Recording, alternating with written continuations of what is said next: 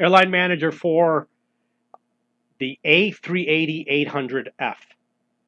I have this aircraft that I just purchased from, and I put it in my Botswana hub.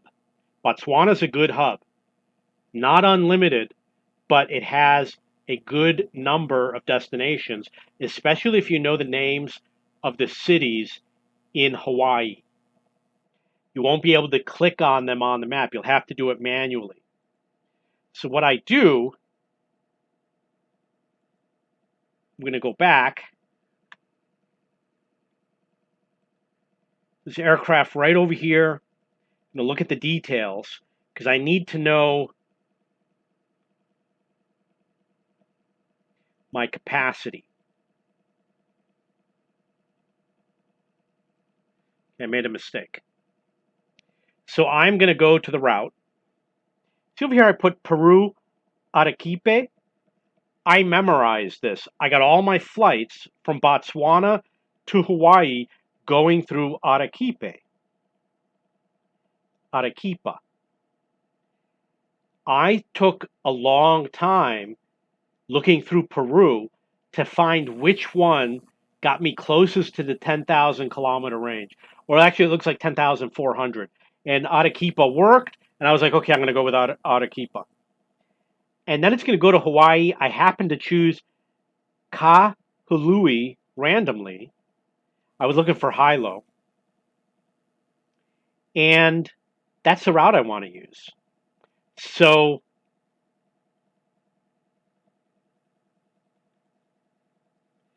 you do next. I'm sorry. It's tricky to do this. I'm sure you've seen it. You click on a plane and you want to do a route and it's supposed to be over here and then it disappears. And it's a really annoying, like okay, I'm going to switch this to a different town and it should fix it. Kapolei. There it is. 9,989 to Arequipa and 10,310 to Kapolei. The 10,310, based on the way I'm routing it, I'm on the east side of Hawaii. If I want to get on the west side of Hawaii, after 90 kilometers, everything beyond 90 kilometers from Kapolei I can't reach through Arequipa. So I'd have to find another stopover. Look at the auto price, 19.33. You do cargo, you would know that that's a really high number. One of the highest, I think 19.4 might be the highest I've ever gotten. So I'm going to create the route. Now we got an issue with the demand because this is round trip. The 214 is round trip. 403 is round trip. I chose 50-50. I need to reduce the 174 so it's half of the 214, and I need to increase the 122. So I'm going to go to details. Now I'm going to go to maintenance. Go to modify.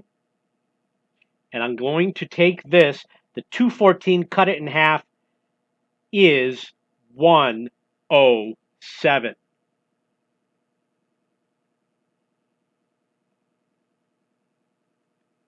Then I'm going to use the mouse. Never again. I'm going to use the keyboard to move the slider. Really doesn't matter because the 170, double that is 340, and it fits into the 403. You could compute the exact ratio between the two if you want. I'm not going to do that. So now I have to modify. It's going to take 2 hours and 43 minutes. It's going to cost 1.6 million to make the change. Now the question is, will I earn back the 1.6 million? The answer is yes, because if I didn't, I would have used up the demand. This would have gone down to zero. And I would have lost about 110,000 pounds of heavy load every day. So it will make a difference. Over the course of 4 or 5 days, I'll probably break even on the amount I spent for maintenance. Okay, so that's going into maintenance. I don't have to worry about that anymore unless I made a mistake. It's possible I got two planes going to the same airport. So I'm going to check to make sure. You really want to do this in advance. PHIRHNOGMME, DAAG, and PHTO. So I did not do the same route as another aircraft. Wondering about this right over here. It's going from Botswana. Yeah, this must be a different, this must be like an AN225 because the range is very low. The range is also very low. Okay, so we have